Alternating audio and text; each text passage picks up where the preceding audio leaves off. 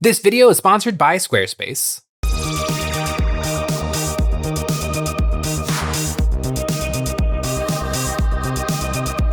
Hey guys, Jay here. Welcome to Models Memories Weekly, episode 122. Models and Memories is a show about nothing and is filmed in front of a live studio audience. This is a show where we're talking about painting, modeling, and wargaming experiences from the week.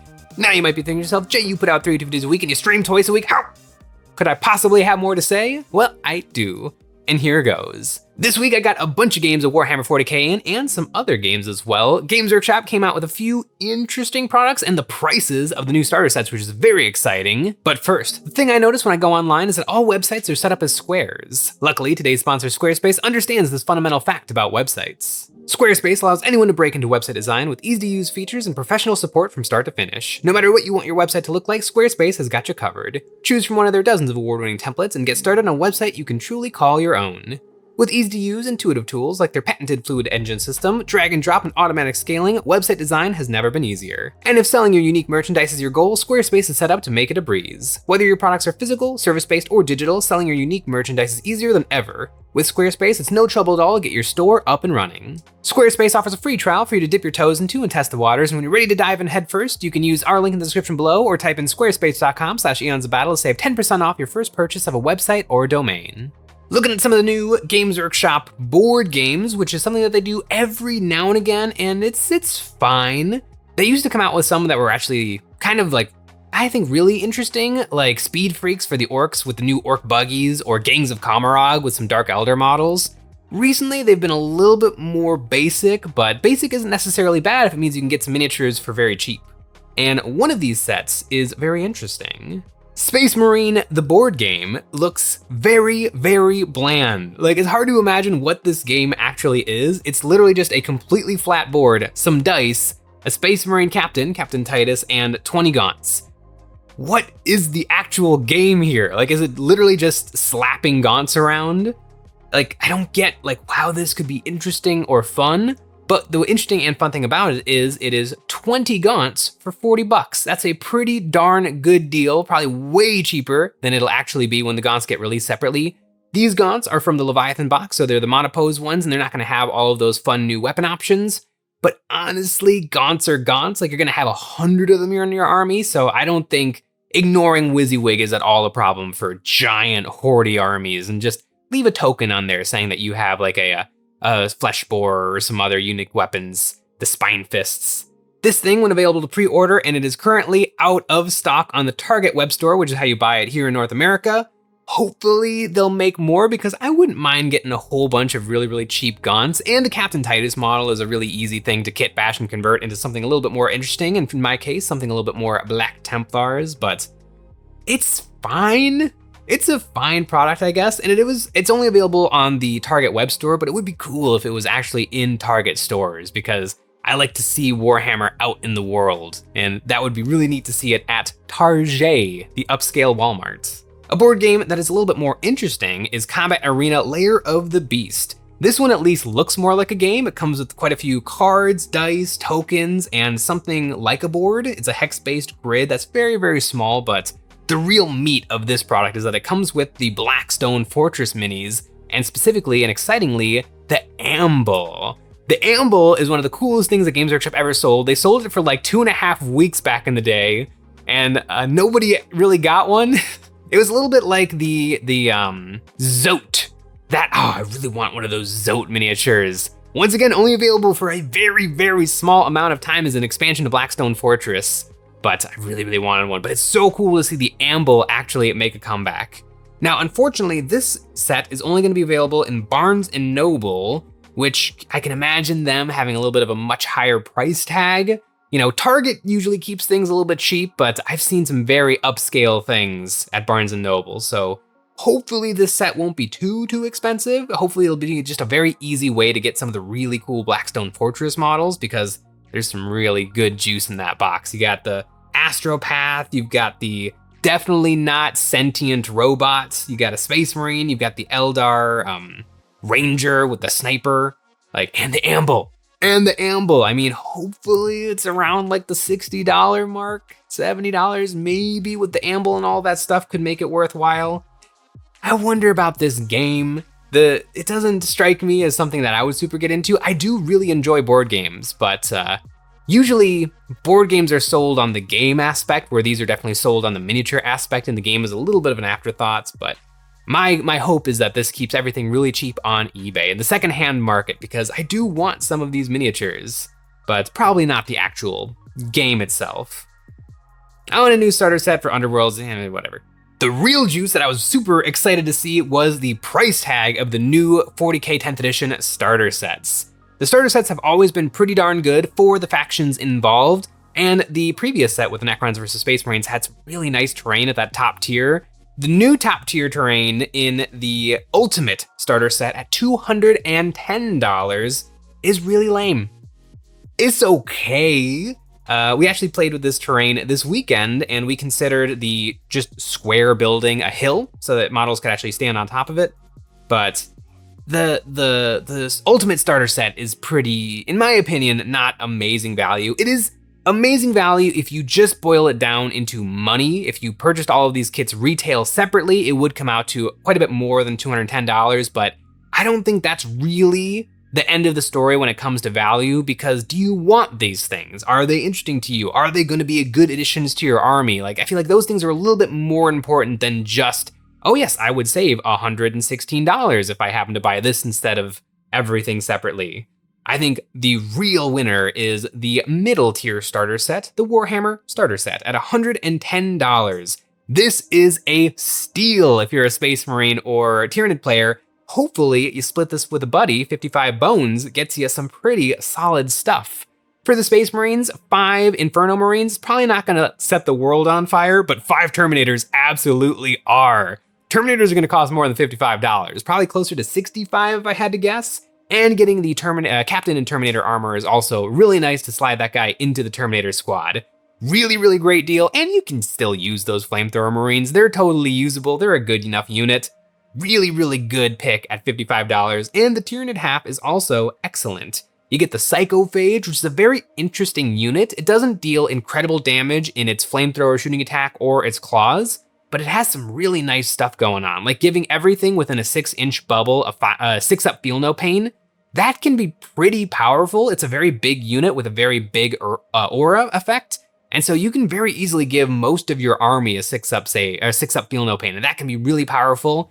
I played quite a few games of 10th edition this weekend, and the Psychophage was definitely one of the units that performed a lot better than some of the other units.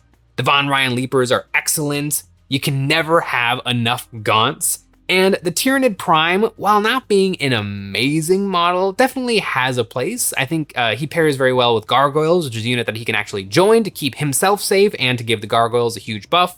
If you give him the 5-up Feel No Pain ability, it can become a very surprisingly strong squishy bug unit.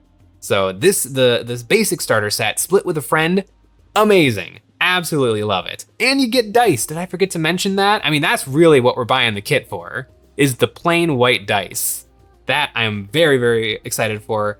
And the introductory set, I have turned around a lot on the introductory starter set. Sure, it's 5 Space Marines and 10 Tyranids, but you do get some paint, enough to play around with, and a brush and nippers is a really, really good inclusion. When I very first got started in Warhammer, like, you don't know anything, you don't know what to buy, but you know, just getting your brush, getting your nippers. The nippers are, I think, a really nice include, because when I first got into the hobby, I actually used a pair of nail clippers. They were new. They weren't like, I wasn't like, you know, finishing up in the bathroom and then going right to the Warhammer table.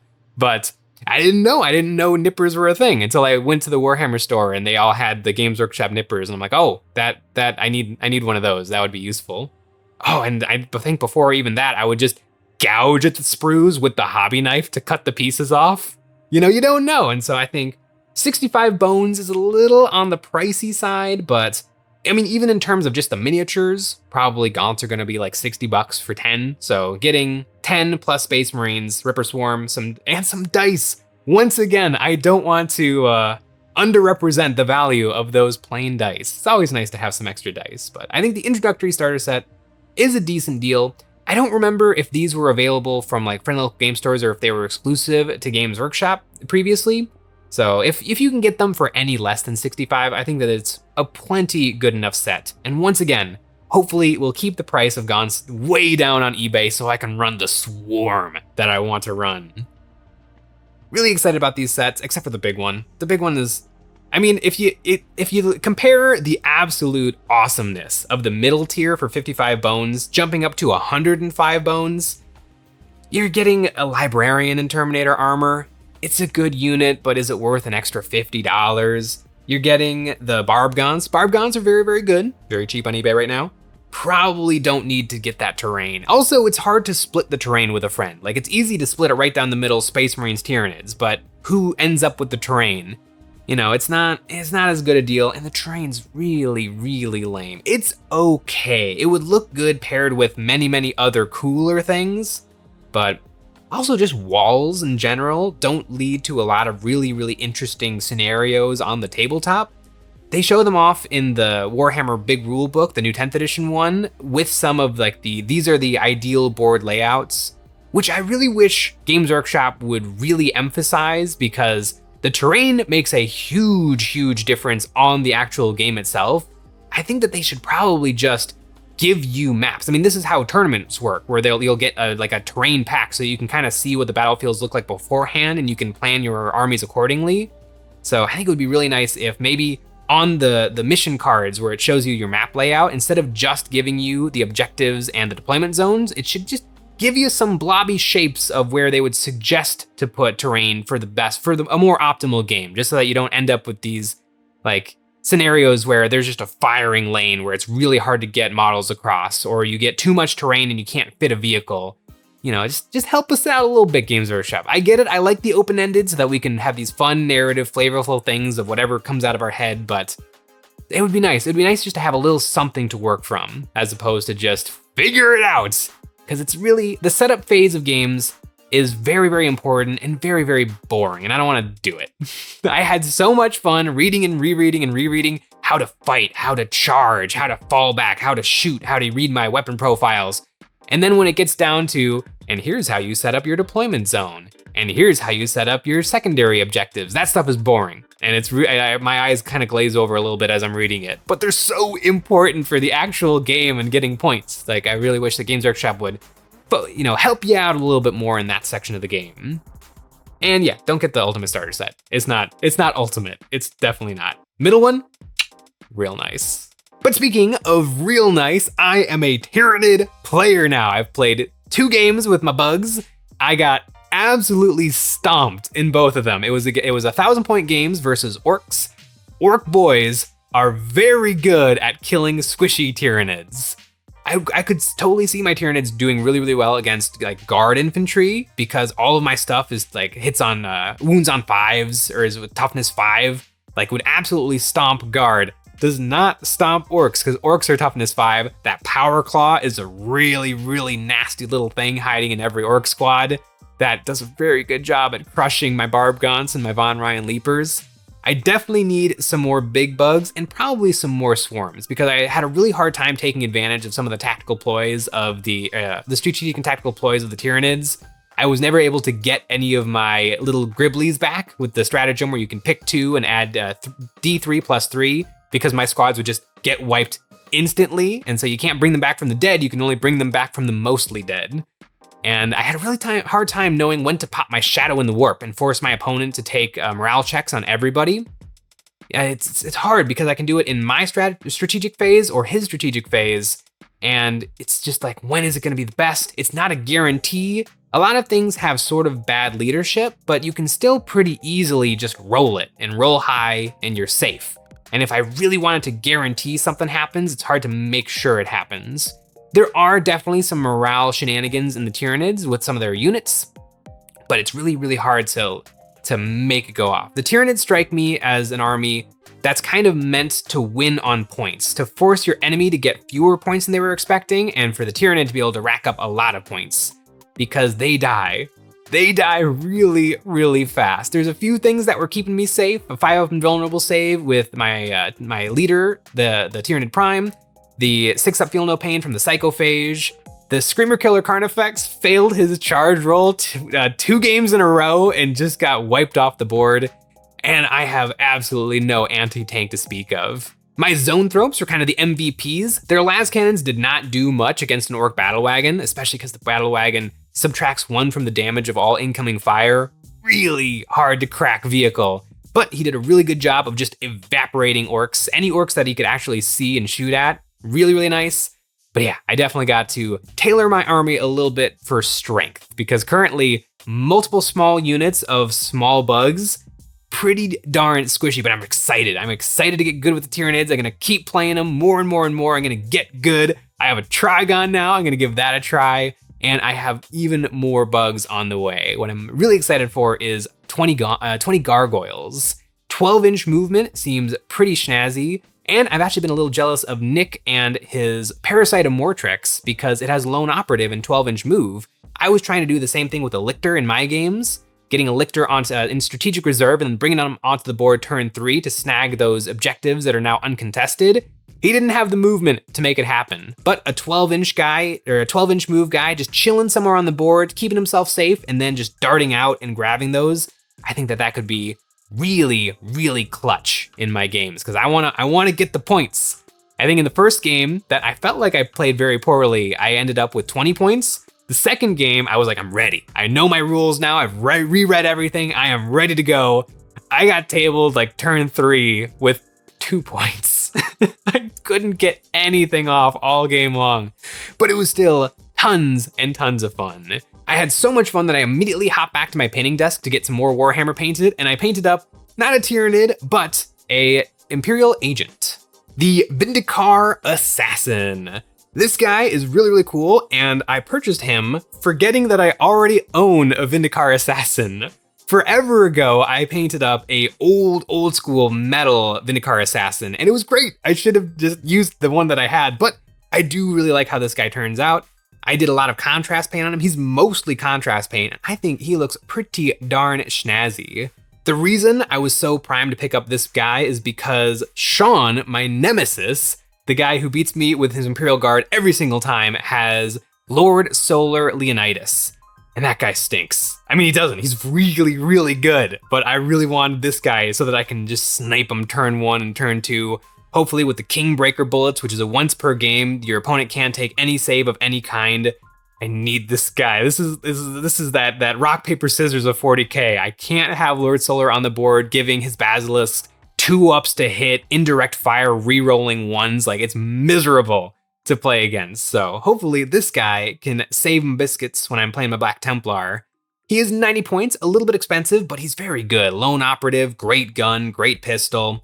He's got some real juice he can bring to the battlefield. A little expensive in 1,000-point games, which is what I've been playing, which I do enjoy. I like games not taking that much time, but it is hard at 1,000 points to fit all the things you want to fit in a game. Like in my Tyranids, I would love to bring a Tyrannifex. I would love to bring some of the really, really bigger bugs. I would love to bring a Swarm Lord and a squad of Tyrant Guard with him. That's like 375 points right there. It's like, and if I bring this guy, and of course I also want to bring Grimaldus and Helbrecht, like these 3 guys would be almost 50% of my army. And with the other 50%, the other 500 points remaining, am I gonna have enough room to fit all of the things I need to fit? It seems like at those lower points games, unless you're Sean, you should try to bring things like captains and lieutenants and like the generic HQs so that they're much cheaper and you can fit more actual bodies on the board, where those sorts of decisions become easy. It's easy to bring a 200-point Tyrannifex in a 2,000-point game, but it's pretty hard to bring him in a 1,000-point game where he's 5% of your army. Lord Solar Leonidas. It's like in the Leviathan novel. It might not be a Tyranid, but I'm gonna bring this guy to snipe him right off the board. Originally, they have kind of a Darth Vader, kind of a halfway between a Darth Vader and a Stormtrooper mask. I actually put Milliput over his mouth hole. I guess we all have a mouth hole, but he had like a helmet mouth hole. And then I painted a skull, like a Punisher skull on the face. Really, really hard to do. I was thinking about subassembling him. I painted the gun separately to give me more room to get at that face, but I should have painted the entire head separately because when you're painting really, really fine lines, you want to touch it to the model and then drag. And I couldn't really do that because then I would hit his pecs. Because this guy is built. Even though he's just a sniper sitting in a tower for weeks at a time, he is stacked like Arnold Schwarzenegger. And it's kind of great. Also, A little hard to see on this model, but I think that's okay. His booty's got nothing really going on. I was really disappointed. Like, I couldn't see it in the blister pack when I was at the Warhammer store, but that's one of the big features of these assassin models is the booty. Like, you want something, you want something going on back there. And unfortunately, this guy, not a lot to write home about. But overall, I still really love him and excited to take him in my games of Black Templar, Imperium. And the Imperial Agents are actually really interesting as they're no longer their own separate army. They can be taken with your Imperium armies. In 1,000-point games, you can take one. If you're bringing 2,000 points, it's two.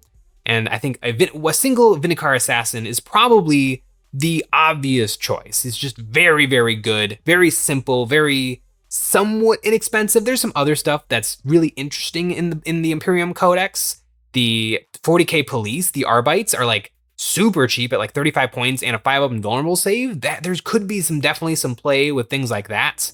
The Imperial Navy Breachers are somewhat in the similar boat where they pack a surprising punch because they're based off of the Kill Team box with all those special weapons. So there's definitely some juice there, but overall, I think the Vinikar is the only data sheet that really jumped out to me as like, oh, that might be an every game kind of include. Oh, the Vinikar Assassin. One day I'll find my other Vinikar Assassin, and then I'll have two, which is way too many because he has Epic Hero, so you can only ever take one of them in a game at any one time. But I guess if Sean wants to borrow one, I would let him borrow the old metal one.